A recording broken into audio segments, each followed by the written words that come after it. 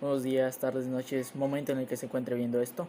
Hoy hablaremos de los factores del cambio social, tema presentado por Cruz Huitzil-Ariel, Martínez Galván Esmeralda, Pérez Guerrero Eli, Ortega Raz Sector y su servidor Saúl Aguilar Medina. Bueno, un cambio social es una alteración de las estructuras sociales, las consecuencias y manifestaciones de esas estructuras ligadas a las normas, los valores y a los productos de las mismas. Sin más que decir y al haber dado una definición, bueno, como antes se había dicho, un cambio social es una modificación a la estructura de una sociedad en relación a sus valores, su política, sus relaciones o sus formas de gobierno, entre otros factores.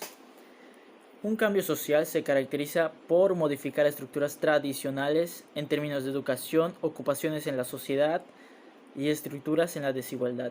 En ese sentido, quiere decir que puede reforzar o debilitar las relaciones entre los orígenes sociales de cada individuo de una sociedad y los logros educacionales y ocupacionales de esos mismos, así aumentando o disminuyendo la desigualdad social o la igualdad social. Ahora pasaremos a los distintos tipos de actitudes. Entre estas está la actitud conservadora, que está definida por Roger Scruton como la autoridad del gobierno establecido que tiene una alta prioridad a la cual debe someterse el valor de la libertad individual. Esta misma se divide en dos: el conservadurismo desinteresado y el conservadurismo interesado. El conservadurismo desinteresado obedece a una convicción sincera, estima la seguridad y tiene un temor de que los cambios que puedan ocurrir no traigan ningún beneficio. El conservadurismo interesado tiene su razón de ser en el deseo de proteger los privilegios, ya sean justos o injustos, legales o ilegales, de los cuales se disfruta. Bueno, ahora hablaré de la actitud progresista o reformista. Esta desea el cambio moderado con la condición de que no se rompa de manera tangente con el pasado. Esta pretende un cambio gradual en las instituciones y en los modos de vida. Muestra una simpatía por el adelanto o mejora, pero experimentan temor a que estos cambios trastornen el orden social y su desarrollo cultural. Actitud radical. Esta pretende que el orden social sea modificado a fondo por medio de procedimientos violentos. Los motivos que inspiran esta actitud son sentimientos de malestar, de desajuste y de injusticia. Esta es una tendencia política liberal, originada entre los siglos XVIII y XIX, cuyos reclamos sociales y políticos exigían soluciones profundas, estableciendo valores en sociedad. Esta tiene dos tipos de procedimientos. Uno es el procedimiento de tipo revolucionario, que es la sustitución total del orden social existente. Esta solo es posible por medio de la violencia revolucionaria. Y también tenemos el procedimiento de tipo evolutivo, que es cuando hay una sustitución total del orden social que se puede llevar a cabo de forma gradual a través de etapas sucesivas. 2. Sociedades relativamente estáticas y las dinámicas. Primero tocaremos el tema de la sociedad estática.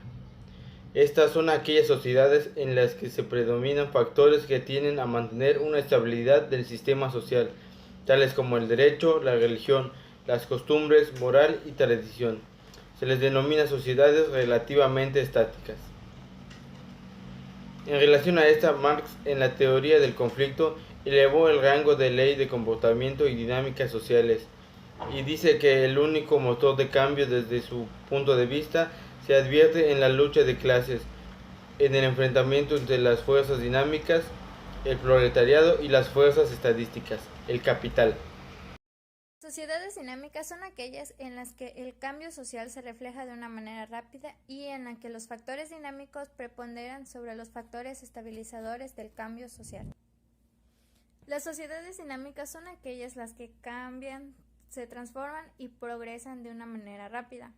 De alguna manera todas las sociedades somos dinámicas, pero difieren en el tiempo en el cual se va a reflejar un cambio social. Para analizar las sociedades dinámicas se deben de examinar dos polos. Uno es el individuo. Nosotros como personas somos agentes de cambio y progreso, y el otro es la sociedad, que es un conjunto de individuos, el cual también es un agente de cambio y progreso. Durkheim, en relación a los procesos de cambio, dice que estos procesos son tan rápidos y tan intensos que crean grandes trastornos sociales. Esto puede suponer muchas objeciones a este estudio, sin embargo, no pierde su importancia en la sociología actual.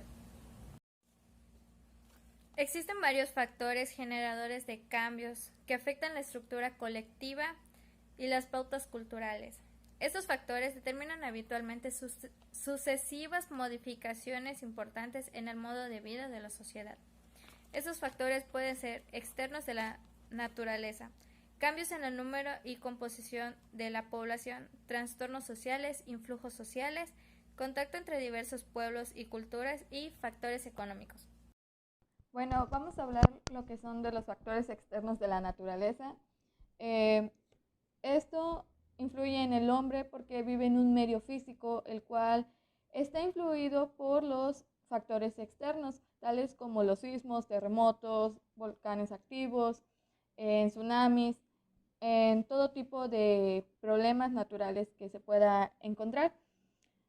Nosotros hicimos un ejemplo sobre un temblor de alto nivel. Esto mayormente se da en la Ciudad de México, donde muchas personas pierden su trabajo, se les es difícil conseguir una nueva vida o sustentar a sus familias. También sufren lo que es el cambio migratorio, que es mudarse de una ciudad a otra para no sufrir de nuevo esto. Y también estamos hablando que en el tipo jurídico estamos hablando de que el reglamento se tiene que modificar. ¿Por qué se tiene que modificar? Bueno, pues salvaguarda los derechos de la persona que sufrió el daño, cómo podríamos ayudarlo, cuál es su seguridad mayormente. Entonces, esto es muy importante porque va de la mano con los hechos jurídicos, los reglamentos, como ya estamos mencionando. Bueno, vamos a hablar sobre los factores en el cambio de número y composición de la población. Este tiene un rápido descenso en la población. Ocasiona también sustanciales cambios sociales, como por ejemplo cuando sucedió en Europa en 1958 a causa de la epidemia de la peste negra, la cual mató del 25 al 50% de la población en Europa, provocando un desequilibrio o un desquiciamiento económico, social, político y cultural. Nosotros también pusimos un ejemplo sobre Alemania, sobre que ahorita su población es vieja, no es joven. Entonces tiene consecuencias porque si se ocasiona una guerra a futuro, no pueden enviar tantos jóvenes porque no los tienen. Entonces estamos hablando de que hay ciudades que su número no es suficiente o no tienen la edad suficiente para ciertos requerimientos como en lo económico, en lo político y en lo cultural. Entonces, es muy importante porque, por ejemplo, en México ahorita nosotros tenemos una gran variedad de jóvenes porque las familias tienen de 3 a 5 hijos mayormente. Entonces, cuando van creciendo, pues si se ocasiona una guerra, como se había mencionado, vamos a tener un mayor número de jóvenes para enviar a que Alemania, que no lo tiene, que mayormente es una ciudad vieja donde pues obviamente hay muchos señores, pero no hay jóvenes. Bueno, vamos a hablar de lo que son los trastornos sociales. Entre estos podemos mencionar las invasiones, conquistas, las revoluciones, las guerras que produzcan cambios sociales muy importantes en virtud de que pueden influir en las transformaciones políticas, pero además modifican el número de población. La Revolución Mexicana cobró 1 millón de vidas, lo cual hace que a su vez se produzcan nuevos cambios sociales de importancia. Es cierto, podemos ver en las imágenes que mencionamos la Revolución Mexicana, o quisimos representar la Revolución Mexicana, y también a Hitler. Entonces, esos dos tipos de guerra cobraron muchas vidas, haciendo que su población caiga. También podemos ver que pusimos una imagen de edificios porque a la misma vez de que se van destruyendo edificios, no sabes si todas las personas salieron, entonces también ahí se cobran vidas. Eh, Vemos a personas con armas, mayormente pues ya, ya da una demostración de una guerra o una invasión. Entonces todo esto cambia bastante. Bueno, a mí me va a tocar las últimas diapositivas de esta exposición. Entonces tenemos que seguimos en los aspectos de los factores sociales y tenemos uno que es el influjo social. El influjo social en sí son aquellas dependencias o lugares donde el solo hecho que éstas existan hacen un cambio en un lugar determinado. Tenemos varios ejemplos como son la fe, la religión, que prácticamente producen cambios a nuestro alrededor porque prácticamente son cosas que se respetan hoy en día, pero no dejan de ser creencias.